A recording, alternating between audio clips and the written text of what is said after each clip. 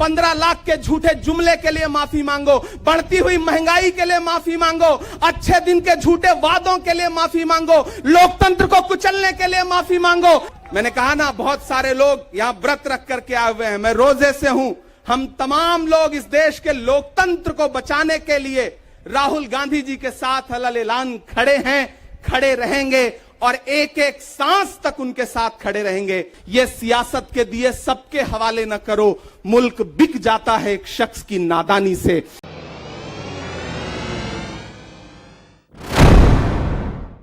आदाब, मैं हूं मुमताज आलम। रिजवी में बात करूंगा राहुल गांधी की और सत्याग्रह की। जी हां, कांग्रेस ने सत्याग्रह शुरू किया है। कांग्रेस ने पूरे मुल्क में धरना एक तरीके का शुरू कर दिया है राहुल गांधी के खिलाफ जो कार्रवाई हुई है, और इसके साथ ही इसमें जोड़ दिया है जेपीसी के मामले को कि जेपीसी से अडानी के मामले की जांच कराई जाए। जी हां, कांग्रेस जगह जगह धरना दे रहे हैं और कल जिस तरीके से आपने देखा कि राजघाट पर भी पूरी कांग्रेस, वो कांग्रेस के अध्यक्ष मल्लिका खड़गे अर्जुन हो या फिर कांग्रेस की जनरल सेक्रेटरी प्रियंका गांधी और इसके अलावा तमाम बड़े लीडर वहां पे जुटे और उन्होंने गांधी समाधि पर बाकायदा तमाम मुल्क को खिताब किया और एक ही बात कही कि अब देश खतरे में है, लोगों को बाहर निकलना चाहिए।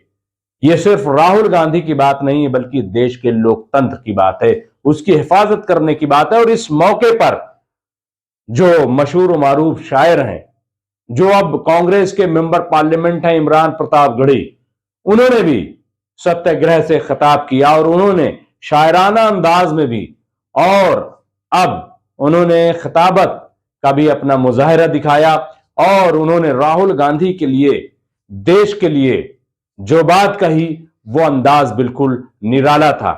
यही नहीं बल्कि उन्होंने नवरात्र पर और रमजान पर जो लोग रोजा रख के आए हैं, व्रत रख के आए हैं, उसका भी हवाला दिया और कहा कि ये देश की मोहब्बत में लोग आए हैं और इसी तरीके से अब देश को बाहर निकलना होगा। बहरहाल देखिए कि उन्होंने किस अंदाज में अपनी बात को पेश किया है।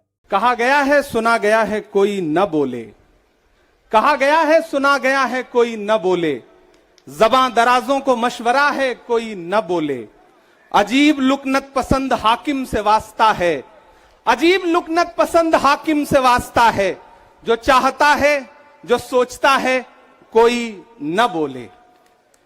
हमारी दाईं तरफ इस सदी का सबसे बड़ा फकीर सोया हुआ है।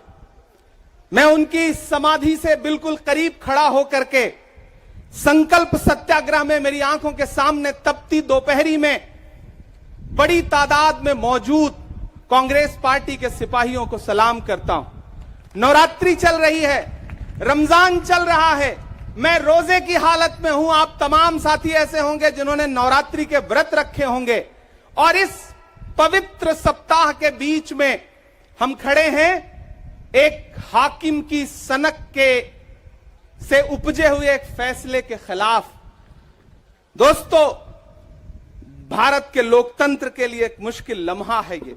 याद करिए, जब हाकिम की सनक की वजह से आप लाइनों में लग करके अपने पैसे बदलवाने के लिए बैंकों के साथियों से विनती कर रहे थे, चरौरी मिन्नत कर रहे थे, तब सबसे बड़ी आवाज बन के कौन बोल रहा था? राहुल गांधी। नतीजा क्या निकला? उनकी एसपीजी सुरक्षा वापस ले ली गई।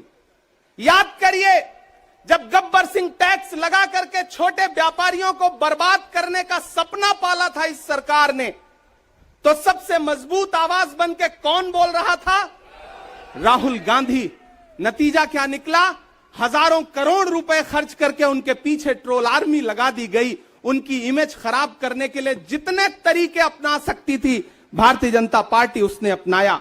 याद करिए कि जब राफेल के मुद्दे पर, राफेल में हुई लूट के खिलाफ एक अकेला शख्स पूरे देश में खड़ा होकर के चौकीदार से पूछ रहा था कि आपकी चौकीदारी का सवाल है, बताइए सच्चाई क्या है, तब उनके पीछे 55 घंटे उन्हें ईडी के ऑफिस में बिठा करके पूछताछ की गई। मेरे भाई, उस शख्स ने क्या गुनाह किया? क्या कसूर है उनका? उनका कसूर इतना है कि जब देश में नफरतें सर चढ़ करके बोल रही थी तो उस शख्स ने कहा कि मैं भारत जोड़ने के लिए अपने पैर के छालों की परवाह किए बगैर 4000 किलोमीटर चलूंगा। यह कसूर है राहुल गांधी का।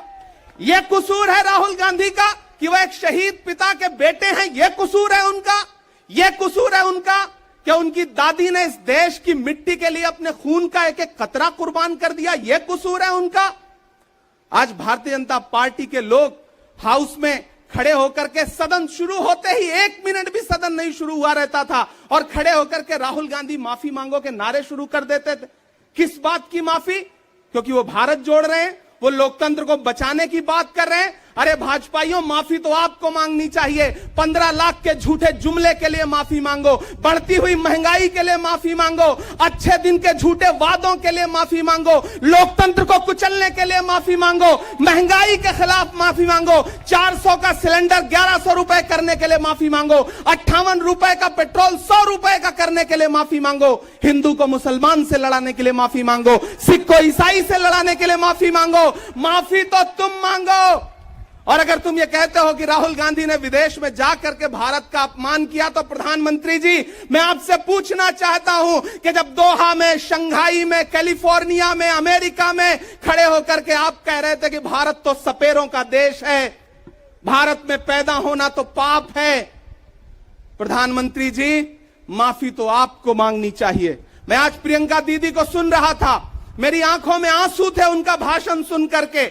पिछले कुछ हफ्तों में 2 बार मेरी पलकें नम हुई। पहली बार तब हुई जब हम संसद भवन से तमाम सांसद निकल रहे थे और एकाएक हमने सीपीपी ऑफिस में देखा कि राहुल गांधी जी को 2 साल की सजा दे दी गई।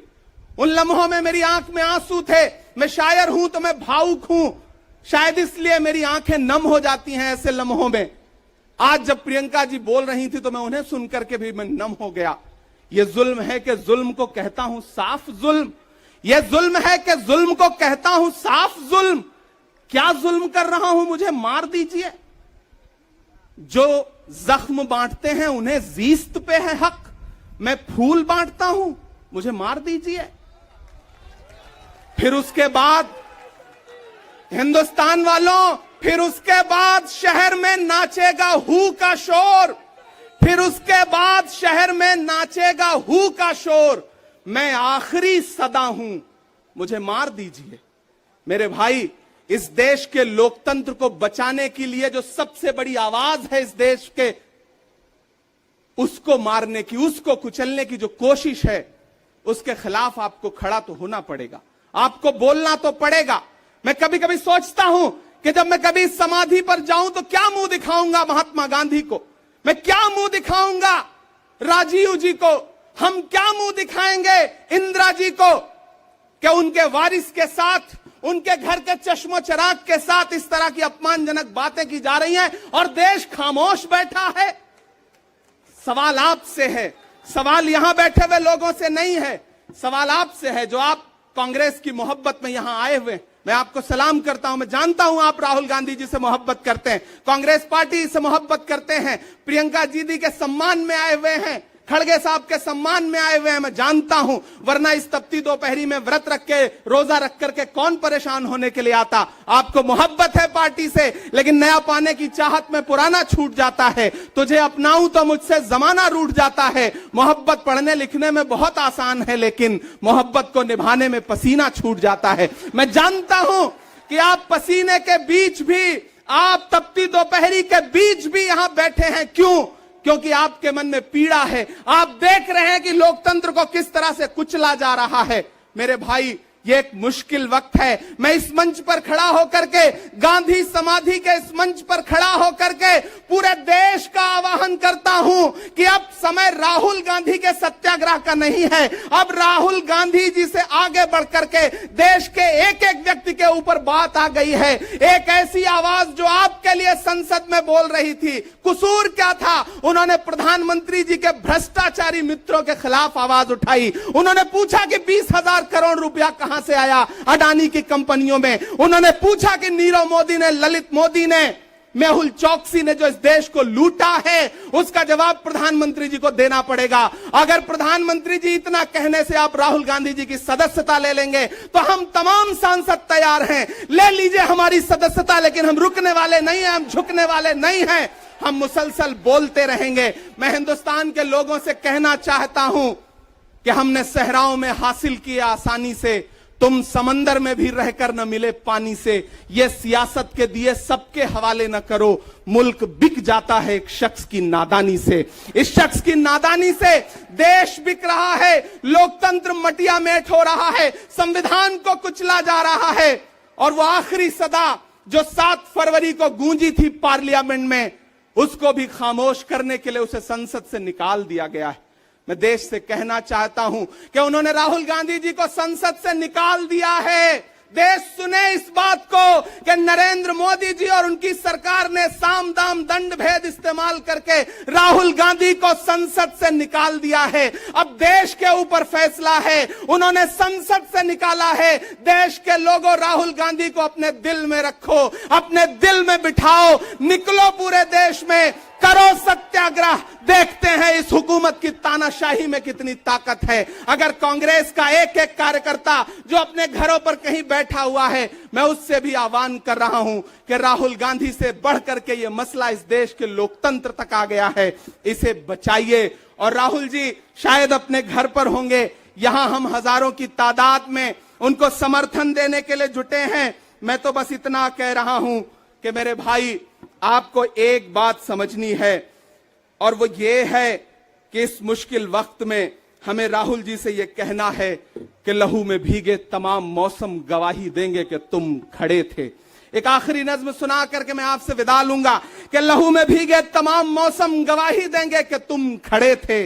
शहर का सूरज गवाही देगा कि जब अंधेरों की कोख से निकलने वाले ये सोचते थे कि कोई जुगनू बचा नहीं है, तो तुम खड़े थे, तुम खड़े थे। तुम्हारी आंखों के ताकचों में जलती मशालों ने नई मनाजिल हमें दिखाई। तुम्हारे भाई, तुम्हारी बहनें, तुम्हारी माएं, तुम्हारी मिट्टी का जर्रा जर्रा गवाही देगा कि तुम खड़े थे। हमारी धरती के जिस्म से जब हवस के मारे ये सोचते थे कि सियाह जोंकों की तरह चिमटे, तो तुम खड़े थे। तुम्हारी हिम्मत, तुम्हारी अजमत और इस्तकामत तो वो हिमालय है कि जिसकी चोटी तलक पहुंचना न पहले बस में रहा किसी के, न आने वाले दिनों में होगा। सो आने वाली तमाम नस्लें गवाही देंगी कि तुम खड़े थे, कि तुम खड़े थे। हम तमाम लोग, मैंने कहा ना, बहुत सारे लोग यहां व्रत रख करके आए हुए हैं, मैं रोजे से हूं। हम तमाम लोग इस देश के लोकतंत्र को बचाने के लिए राहुल गांधी जी के साथ अलल ऐलान खड़े हैं, खड़े रहेंगे और एक एक सांस तक उनके साथ खड़े रहेंगे। ये हमारा राहुल गांधी जी से वादा है, जिसे खौफ नहीं है मुरझाने का। हम उस गुल के साथ खड़े हैं, कैसा भी दौर आए, लेकिन हम राहुल के साथ खड़े हैं। कल भी खुलकर साथ खड़े थे, आज भी खुलकर साथ खड़े हैं। कैसा भी दौर आए, लेकिन हम राहुल के साथ खड़े हैं। शुक्रिया। तो बहरहाल देखा आपने कि इमरान प्रतापगढ़ी किस अंदाज से बोल रहे थे, उनका अंदाज क्या था, और ये ऐसा लग रहा है कि वाकई मन से निकली हुई बात है, दिल से निकली हुई सदा है। और अगर दिल से निकली हुई सदा है तो फिर लोगों के अंदर घर जरूर करेगी। और ऐसा अब लग रहा है कि जैसे मुल्क वाकई अब एक नए इंकलाब के लिए तैयार हो गया है। बहुत बहुत शुक्रिया।